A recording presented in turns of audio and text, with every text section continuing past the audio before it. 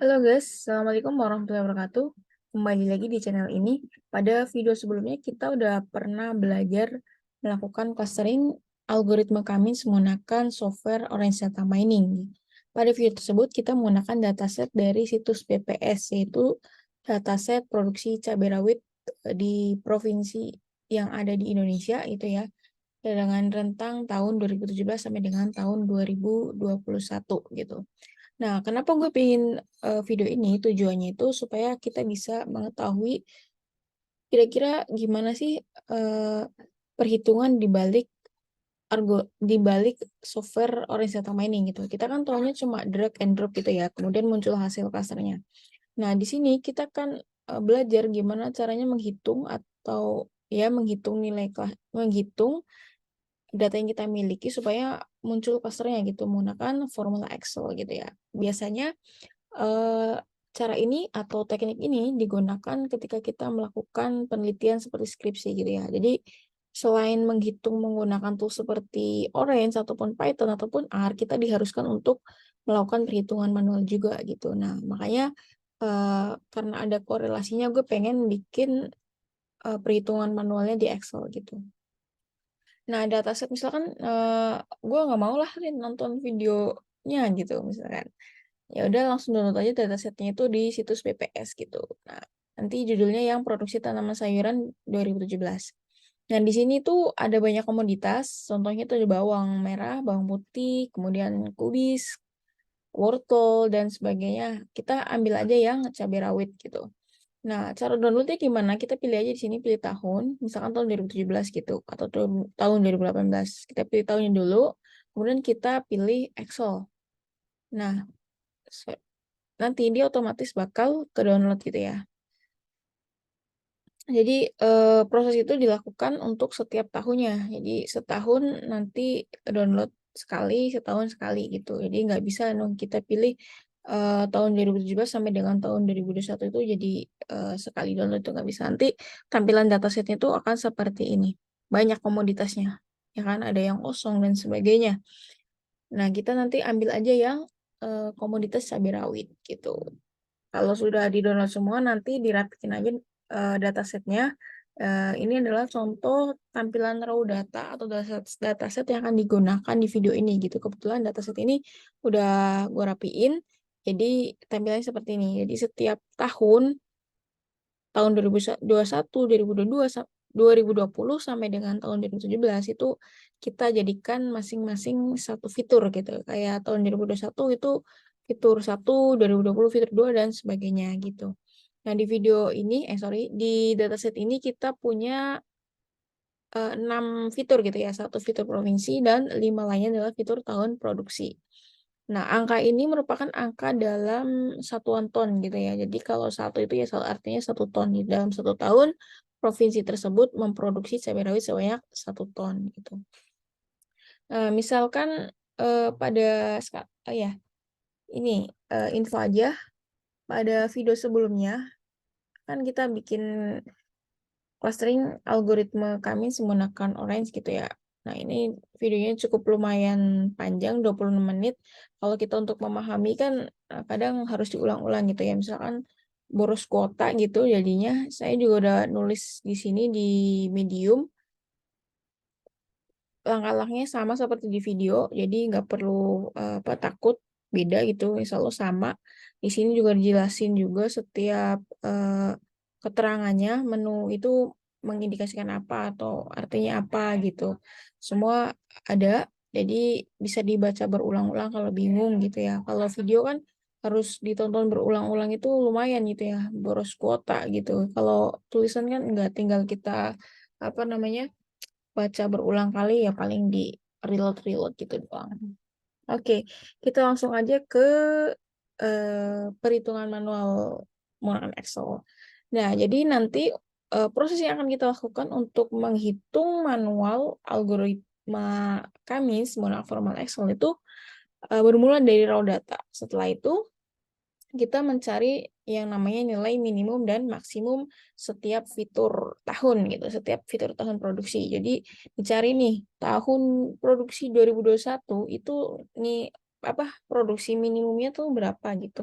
kemudian maksimumnya berapa, dan seterusnya gitu ya sampai tahun 2017. Setelah itu nanti kita melakukan normalisasi data gitu. Tujuannya untuk apa? Supaya data kita itu berada pada rentang nilai yang sama, misalkan 0 sampai dengan 1 gitu. Kenapa? Supaya hasil clustering yang kita peroleh itu maksimal gitu. Ini misalkan kita punya contoh kasus data apa, kita akan melakukan clustering menggunakan data kemiskinan gitu. Di dalam data kemiskinan tersebut ada yang namanya fitur umur, kemudian ada yang namanya fitur gaji. Antara fitur gaji dan umur tentu keduanya memiliki apa namanya perbedaan rentang yang cukup jauh gitu ya. Kalau fitur umur itu paling ya ratusan lah ya rentang rentang nilainya, sedangkan gaji itu kan jutaan bahkan puluhan juta gitu.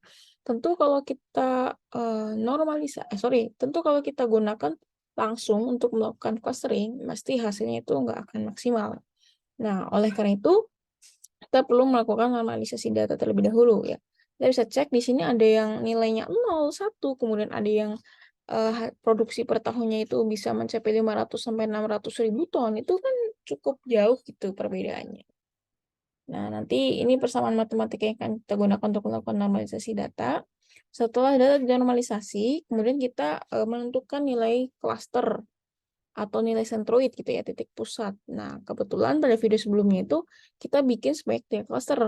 Jadi pada perhitungan ini juga akan dilakukan hal yang sama, yaitu sebanyak 3 cluster.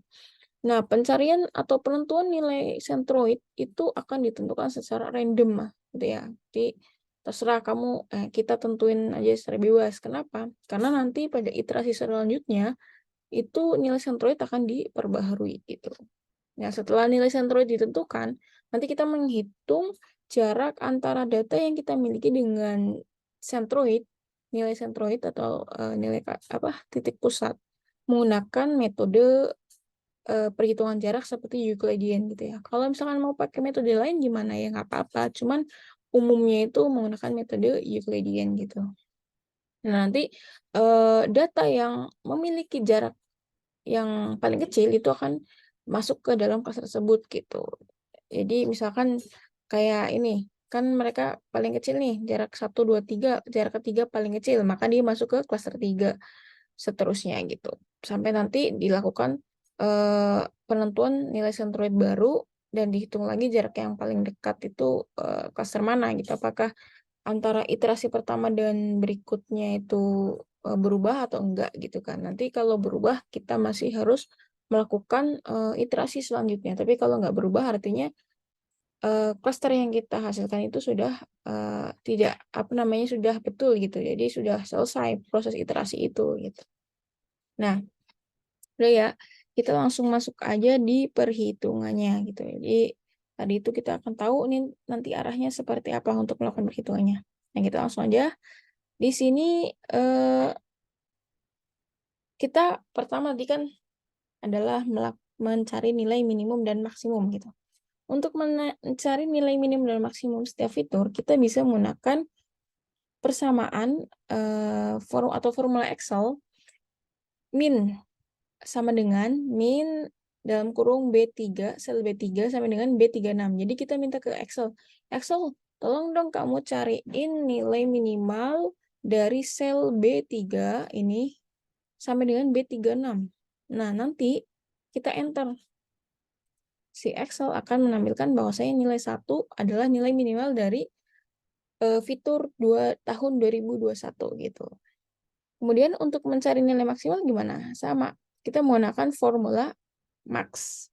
Jadi sama perintahnya sama dengan max dalam buka kurung B3 sampai dengan B36 gitu. Sama perintahnya.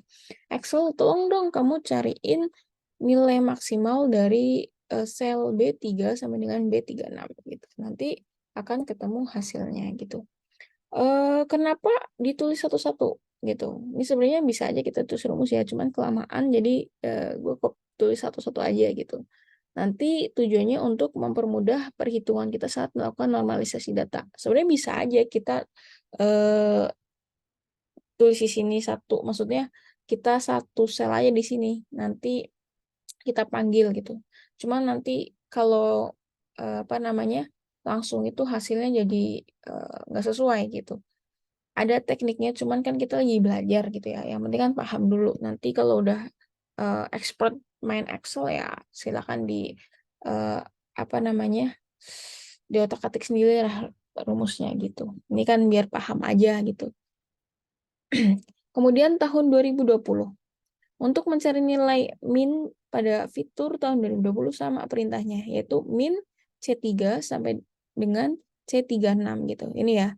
Di Excel, tolong dong kamu cari eh, nilai minimal dari sel C3 sampai dengan C36 gitu. Kemudian enter. Nanti muncul 0.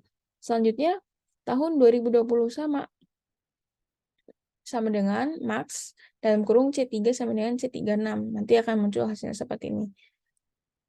Metode atau cara yang sama juga dilakukan pada fitur tahun 2019, yaitu ada di sel D atau kolom D, sorry. D3 sampai dengan D36. Untuk max juga sama. Kemudian tahun 2018 itu ada di kolom E. E3 sampai dengan E36. Tahun 2017 ada di kolom F, yaitu F3 sama dengan F36.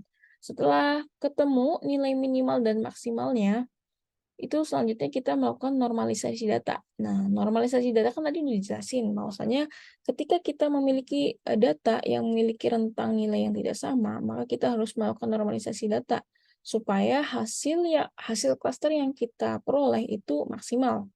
Nah, secara matematis itu persamaannya itu agak ribet ya. Kalau saya sendiri yang punya fobia dengan matematika itu kalau lihat persamaan matematika gini, aduh, kayaknya susah banget ya gitu.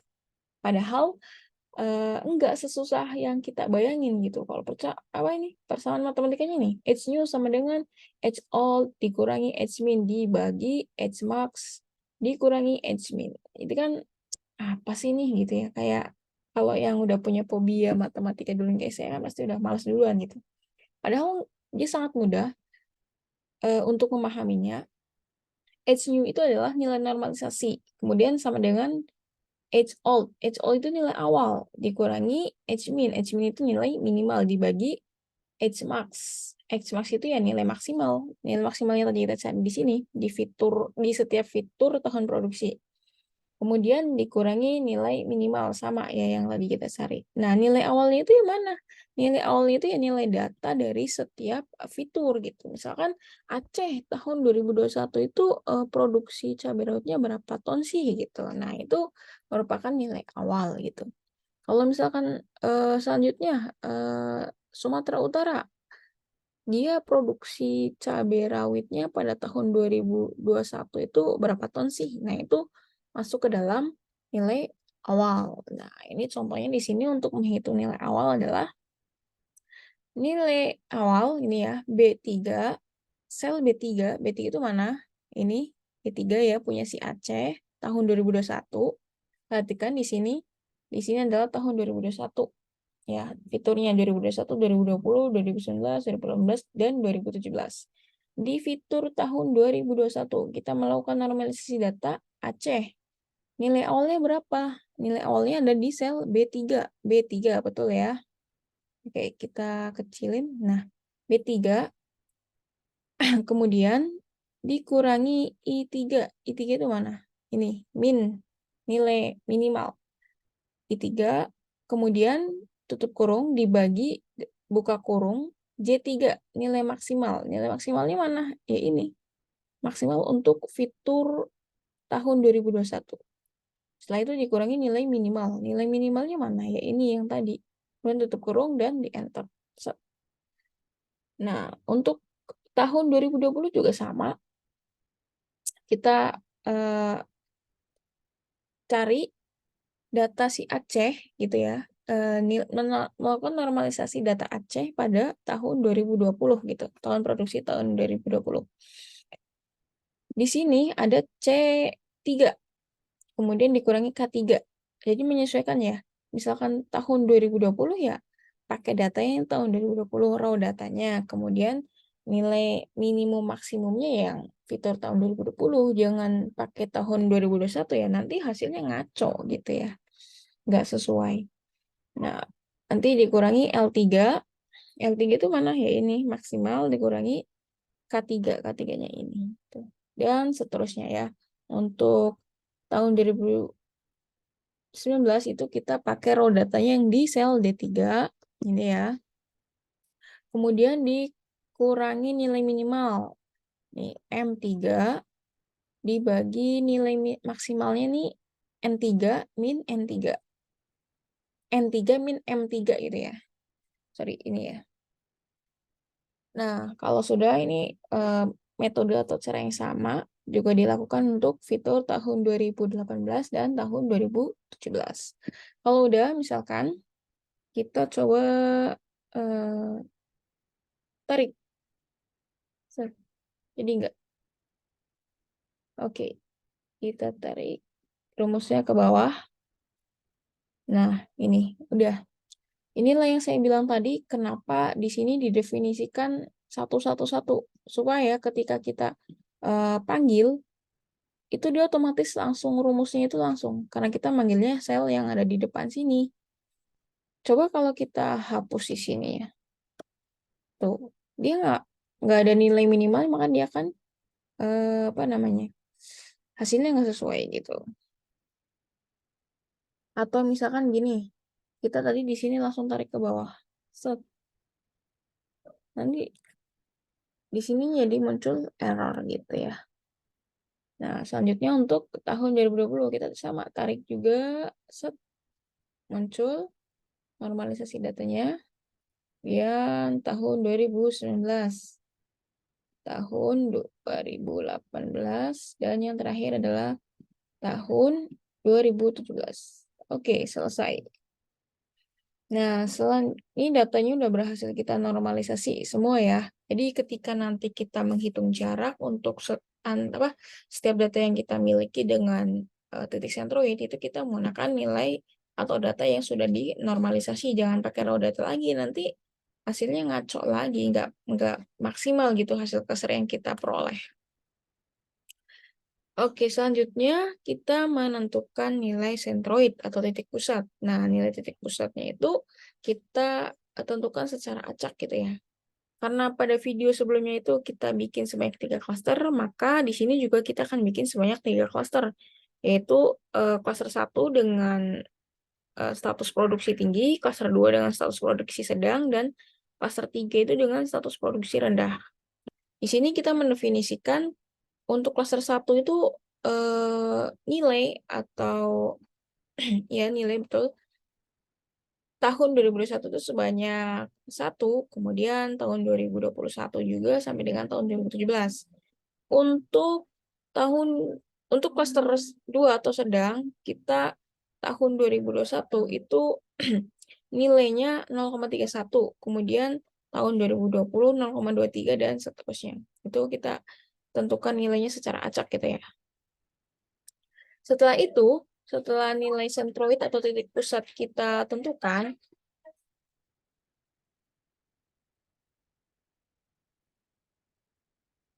selanjutnya kita hitung jarak antara data yang kita miliki, yaitu data yang sudah dinormalisasi, dengan titik sentroid atau titik pusat yang sudah kita tentukan. Nah, penghitungan jarak ini kita bisa menggunakan yang namanya metode Euclidean distance gitu ya. Nah, rumusnya itu sebenarnya rumus persamaan matematikanya agak sulit untuk dipahami gitu ya. Kalau lagi-lagi kalau kita yang punya fobia matematika, tapi secara sederhana seperti ini.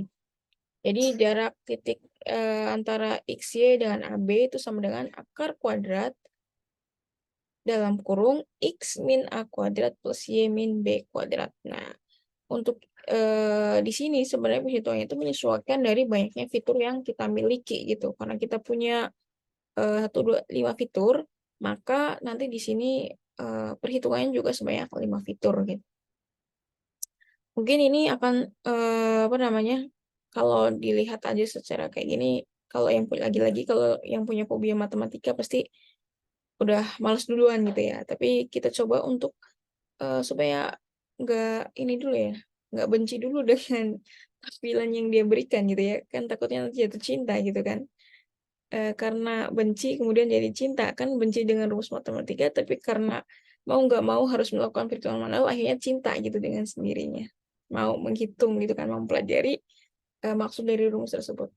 Nah, di dalam Excel, akar kuadrat kita bisa menggunakan formula squared atau SQRT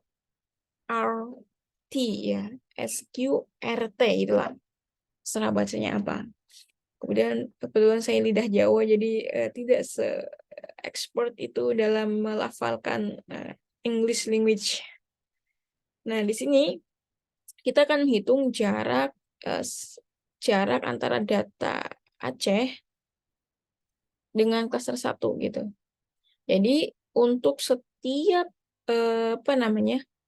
setiap tahun fitur gitu ya, tahun 2021, 2020 sampai dengan 2017 kita hitung jaraknya dengan klaster 1. Jadi di sini data yang ada di sini nih ada di baris ketiga ya.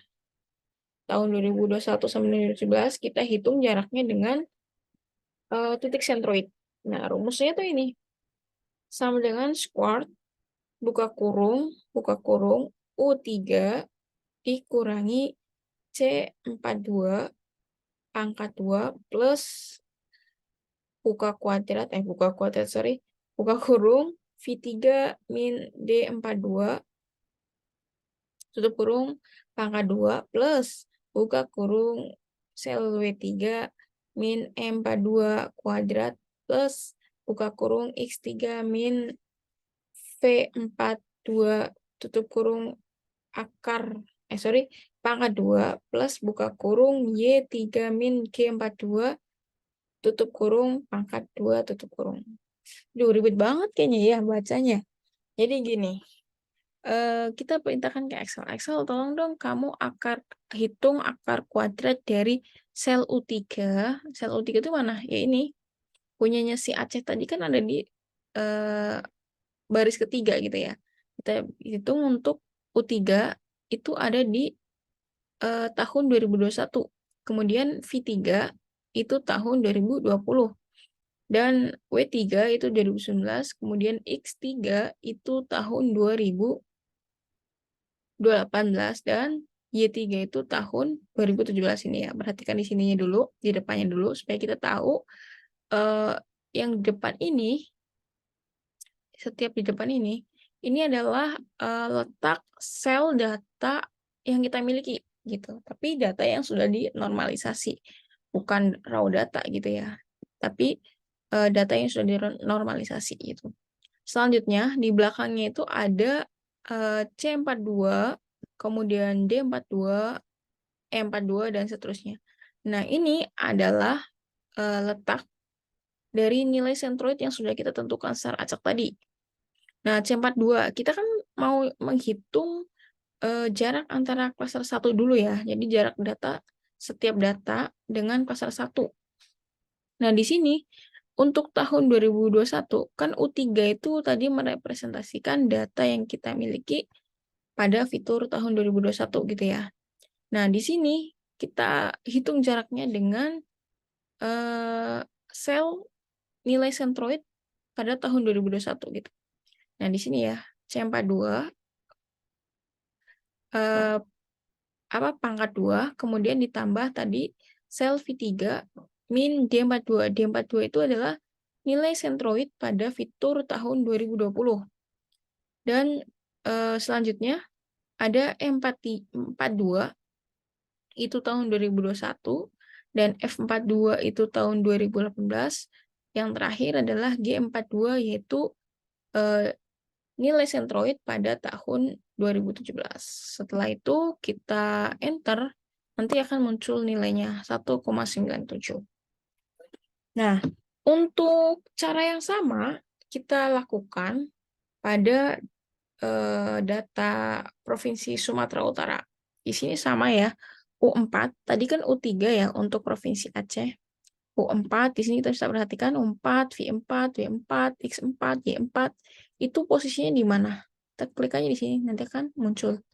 Dia ada di sini. Dia ada di sel U4 di sini, datanya si Provinsi Sumatera Utara.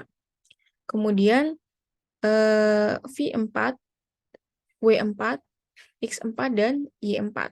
Nah, kalau sudah, kita lihat lagi di sini C4, D4, 2, sorry, E42, F42, dan G42. Nah, sama. Nanti untuk data-data yang lain juga dihitungnya pakai cara yang sama. Jadi kita rubah aja sel paling depannya gitu ya. Kita panggilnya itu sel data. Tergantung datanya si siapa. Sumatera Barat. Ya udah kita panggilnya sel punya Sumatera Barat di sini. Sumatera Barat kan ada di U5, V5, W5, X5, dan Y5 gitu. Kalau misalkan Riau ada di U6, ya udah kita panggil Riau, berarti dia ada di eh, sel U6, V6 sampai dengan Y6 gitu. Di sini untuk sel sentroidnya itu masih sama, jadi nggak berubah. Yang berubah itu hanya sel depannya aja yang kita panggil itu nilai yang sudah kita normalisasi, punya kita gitu, data kita yang sudah dinormalisasi. Nah, langkah yang sama itu dilakukan untuk seluruh provinsi, berarti sampai dengan Provinsi Papua di sini. U36 di sini ya. U36, sorry. Kok ini W harusnya W36 ya. W30. Oke. Sudah kita perbaharui. Setelah itu kita hitung jarak dengan klaster 2. Jadi sama metodenya ya. Tadi sel yang dipanggilnya sama di sini U3, V3 gitu sel depannya. Karena kita kan manggil normalisasi data yang sudah dinormalisasi dulu ya, data kita yang sudah dinormalisasi. Kemudian baru di belakangnya itu dirubah. Kan kita mau ngitungnya dengan apa namanya? Dengan jarak klaster 2. Artinya kita manggilnya itu nilai sentroid yang ada di klaster kedua gitu. Sama untuk semua data gitu, untuk seluruh provinsi sama kita panggilnya sampai ke bawah. Yang dirubah itu cuma belakangnya aja. Jadi untuk sel pertama gitu ya, yang U sampai dengan Y itu sama, nggak berubah. Yang berubah itu cuma belakangnya aja.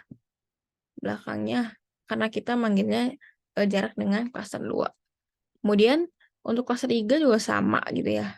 Jadi tinggal ganti belakangnya aja. Gampangnya gini, kalau ke samping kanan, kita rubah belakangnya aja. Tapi kalau ke bawah, kita rubah yang paling depannya. Itu kalau ke bawah, gitu, jarak ke bawah, data ke bawah, itu kita ganti sel yang ada di depan. Di sini ya. Kalau ke samping kanan, itu kan kita per cluster gitu ya. Kita ganti data ya, sel yang ada di belakang gitu, nilai sentroidnya gitu.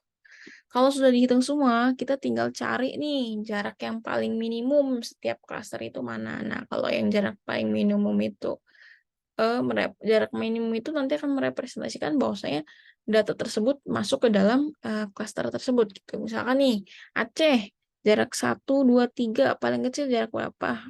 Jaraknya dengan klaster 3. Artinya Aceh masuk ke dalam klaster 3. Kemudian Sumatera Utara masuk klaster 3. Kemudian Sumatera Barat 3, Riau 3, Jambi 3, Sumatera Selatan 3, Bengkulu 3, Lampung 3, Kabupaten Belitung 3, Riau 3, Jakarta 3. Nah, Jawa Barat 2,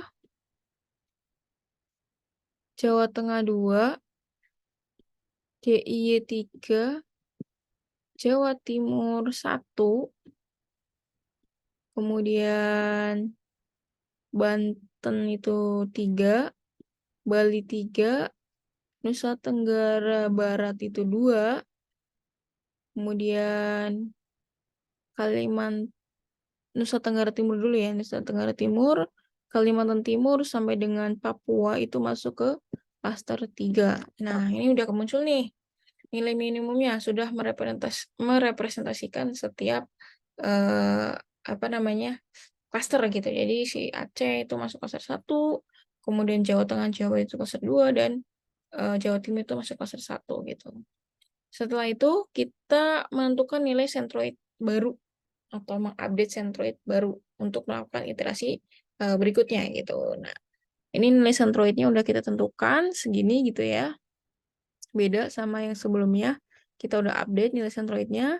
Setelah itu kita hitung dengan cara yang sama kayak tadi di sini. Nah, kita di sini sama ya. U4 karena kita manggilnya adalah data yang sudah dinormalisasi. Jadi selnya nggak berubah. Sel yang ada di depan ini ya. Sel yang ada di depan ini nggak berubah. Kenapa? Ya karena kita manggilnya data yang sudah dinormalisasi. Data yang kita miliki sudah dinormalisasi. Yang berubah itu hanya nilai sentroidnya aja. Karena kita sudah memperbaharui nilai sentroid, maka sel yang ada di belakang ini mengikuti nilai sentroid baru yang sudah kita tentukan. Jadi sampai ke bawah, itu yang berubah hanya nilai yang ada di depan. Sorry, sel yang ada di depan ini. Tapi secara umum itu sama seperti proses sebelumnya. U3 sampai dengan U36 gitu. Di sini juga sama. Nanti makanya kita bisa copy tabel yang ada di sini untuk digunakan di iterasi selanjutnya. Kita tinggal ganti aja nilai sentroid barunya gitu, sel untuk sentroid barunya. Kemudian cara yang sama juga dilakukan di perhitungan jarak klaster 2 gitu. Kita tinggal manggil nilai sentroid barunya yaitu di sel C90 sama dengan G90. Hal yang sama juga dilakukan untuk menghitung jarak klaster 3. Lagi-lagi kita hanya perlu mengganti sel nilai sentroid barunya gitu. Jadi di sini kita rubah jadi sel C91 sampai dengan G91. Kalau sudah, nanti tinggal kita cari nilai minimumnya untuk setiap jarak gitu. Jadi setiap jarak minimum itu merepresentasikan bahwasanya data tersebut masuk ke dalam klaster yang paling dekat itu gitu. Nah, di sini kita lihat Aceh masuk ke dalam klaster 3 karena jarak minimumnya ada di klaster 3 sampai dengan nih Jakarta 3. Nah, oke. Selanjutnya Jawa Tengah, Jawa Barat itu 2. DIY 3, Jawa Timur 1.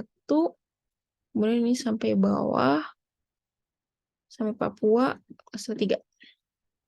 Nah, sekarang kita bandingkan antara iterasi sebelumnya, iterasi pertama dengan iterasi kedua, ada nggak sih posisi klaster yang berubah? Oh, ternyata nggak ada. Ya, oh sorry, ini ada yang salah.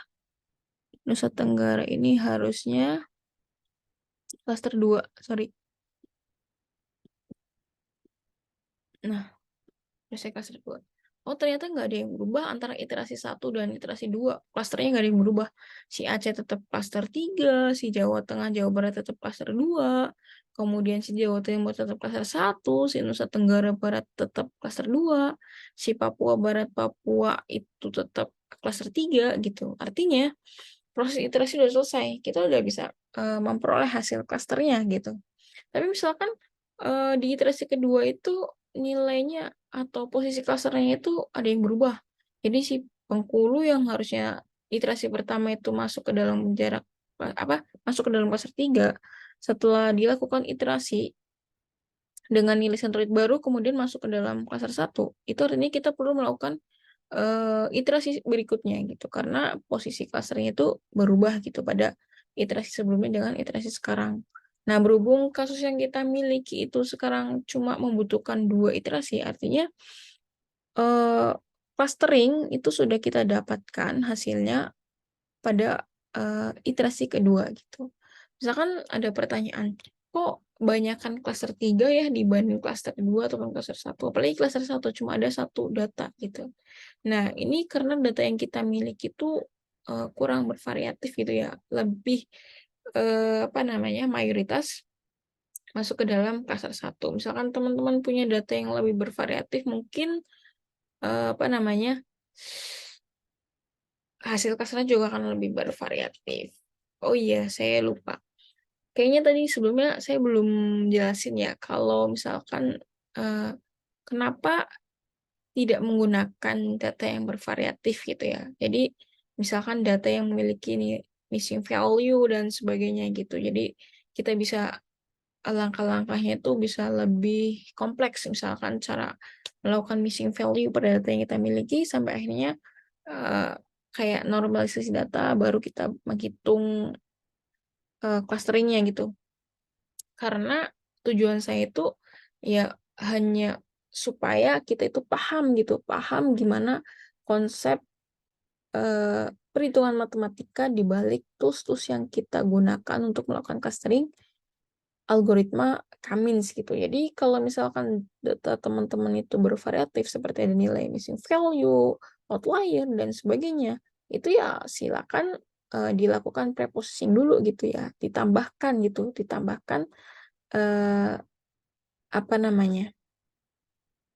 Preprocessingnya gitu kan. Jadi di kasus ini kan saya cuma melakukan preprocessingnya itu normalisasi data gitu supaya data yang kita miliki itu berada di rentang yang sama. Kalau misalkan teman-teman punya data yang dipunyai itu ada missing value dan sebagainya ya tinggal ditambahkan aja gitu prosesnya pada preprocessing itu. Jadi jangan dipersulit gitu ya, jangan dipersulit. Wah, ini bikin video kayak nggak niat banget sih, nggak pakai apa data yang bervariatif itu supaya gue juga lebih paham atau sama dengan kasus yang gue miliki gitu. Ya sebenarnya ini kan hanya apa belajar konsepnya aja supaya kita paham gitu. Karena pada intinya kan nanti akan menyesuaikan dengan dataset yang kita miliki. Oke, kita cek dengan hasil perhitungan di Orange apakah sama. Kita cek, kita lihatnya di yang di medium aja lah ya. Di video ribet. Terus stop. Ini aja deh pakai visualisasinya ya. Di sini Nusa Tenggara Barat masuk klaster 1, Jawa Tengah, Jawa Barat klaster 1, kemudian Jawa Timur klaster 2 dan Aceh serta yang lainnya itu masuk ke dalam klaster 3. Kita lihat penjelasan di akhir. Klaster 1, 2, 3 itu merepresentasikan apa? Kalau kita kan klaster 1 itu tadi merepresentasikan status produksinya tinggi, 2 itu sedang, 3 itu rendah. Sekarang kita lihat penjelasan di orange. Klaster 1 mengindikasikan apa, 2 apa, 3 apa. Nah, di sini kita bisa baca simbolnya.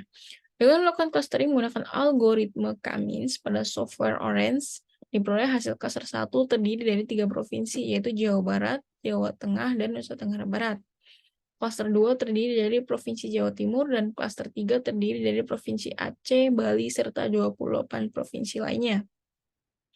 Klaster 1 menunjukkan provinsi yang memproduksi cabai rawit dengan skala sedang, 1 sedang, 2 tinggi, dan 3 rendah. Kita cek 1 menunjukkan provinsi yang skala sedang. Tadi 1 itu isinya adalah Jawa Barat, Jawa Tengah, dan Nusa Tenggara Barat. Kita cek di sini. Apakah betul sedang? Nah, betul. Jawa Tengah, Jawa Barat, dan NTB itu masuk ke dalam klaster 2 atau status produksi sedang. Kemudian di sini klaster 2 itu skala tinggi yaitu Provinsi Aceh mana tadi? Provinsi Jawa Timur. Nah, di sini Jawa Timur masuk ke dalam status produksi tinggi. Betul nggak? Betul ya, ada di klaster 1. Dan yang terakhir, skala produksi rendah itu ada Provinsi Aceh, Sumatera Utara, dan sebagainya gitu ya. Dan 28 provinsi lainnya. Betul nggak? Betul. Di sini klaster 3 itu klaster dengan skala produksi yang rendah. Artinya, perhitungan yang kita lakukan dengan secara manual menggunakan formula Excel dan Orange itu sudah menghasilkan cluster yang sama gitu. Ya udah betul gitu. Ini bisa kalau misalkan untuk skripsi kita udah bisa membuktikan bahwasanya perhitungan yang kita lakukan juga udah benar atau hasil clustering yang kita lakukan itu sudah benar gitu ya. Mungkin itu aja ya. Atau kalau nanti saya ada kesempatan atau waktu luang saya juga pengen udah ada sih sebenarnya codingannya saya bikin clusternya pakai Python gitu jadi kita bisa bandingin nih antara si Orange, Python dan perhitungan manual itu sama nggak hasil clusternya gitu nanti kalau saya punya waktu luang saya bikin videonya lagi codingannya mah udah ada ya mungkin itu aja kurang lebihnya mohon maaf wabillahi taufiq wal hidayah. Assalamualaikum warahmatullahi wabarakatuh.